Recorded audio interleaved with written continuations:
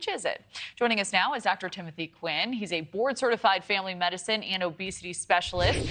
So, Dr. Quinn, thank you so much for being here. How much would you tell your patients to walk each day? Well, that's a really, really good question. And thank you so much for having me. Patients frequently ask me, how many steps do I need to take, Dr. Quinn, to get those benefits that you talk about?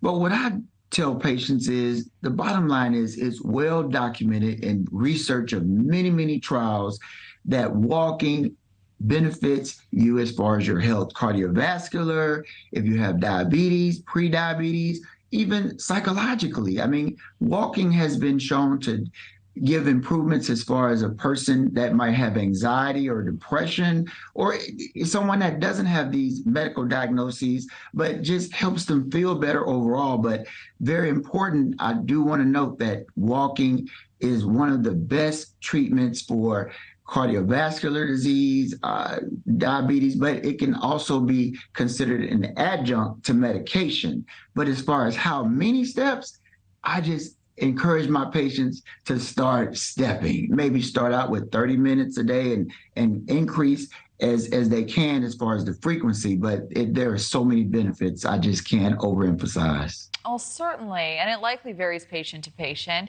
What do you see, doctor, though, as different about this study specifically? Well, with this study, they're trying to quantitate the number of steps, which is good, because as doctors, we're scientists. We want to have specific numbers that can quantitate. But what we have to understand is every human being is different. Different people have different capabilities. As far as taking that step, there may be more of an effort that will be required by that individual. But the take home that we really want people to understand is something is better than nothing. And with this study, it was documented that a lot of people aren't engaging in any physical activity. And with this study, there's more encouragement so that patients can just start. And we talk about these numbers of steps, but if they could just start, and I know that 30 minutes a day, but for some, they might not be able to do that many. They may be able to do 10 minutes, maybe 2 or 3 times a day, but they can increase in frequency as time goes on and get those medical and psychological benefits. And starting somewhere is just so important. Appreciate you highlighting that. So here's another story we've been following as well. Is it worth getting a mammogram past a certain age? Well, a new study says maybe not. The study looked at more than 15,000 women over 15 years and found that women were typically overdiagnosed over the age of 70 and just as likely to die from the disease with or without the screening. So, Dr. Quinn, is this study enough in your eyes to change the guidance on testing at all? It seems to change often. Right.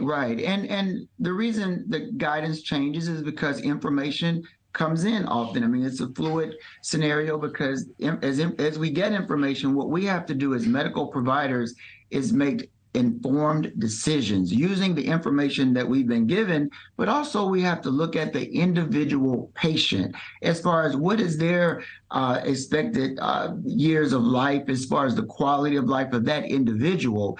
But what this study is noting is in a lot of cases, women that are over 70 that get screening mammograms, and I'm going to read directly from the study, it's saying that in some cases, the cancer found during the screening would not have caused symptoms in that person's lifetime. And what's going on is in some cases, individuals that are greater than 70 and they might have less years of life expected, those same individuals, they are diagnosed with an abnormal mammogram. They get all the additional follow-up tests, and some of these tests can cause different types. And I'm reading from the study, different types of complications.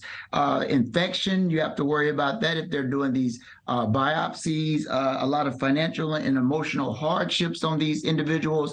So really, with this study, what I do as a medical provider is it makes me so that if I have a patient, I look at that patient and their specific situation, and then I use this information to make an informed decision that I'll discuss with the patient and their family, and we can all make the decision together. Absolutely important to factor everyone's own condition in. Dr. Timothy Quinn, thank you so much for joining us. Hey, thank you for having me. A pleasure.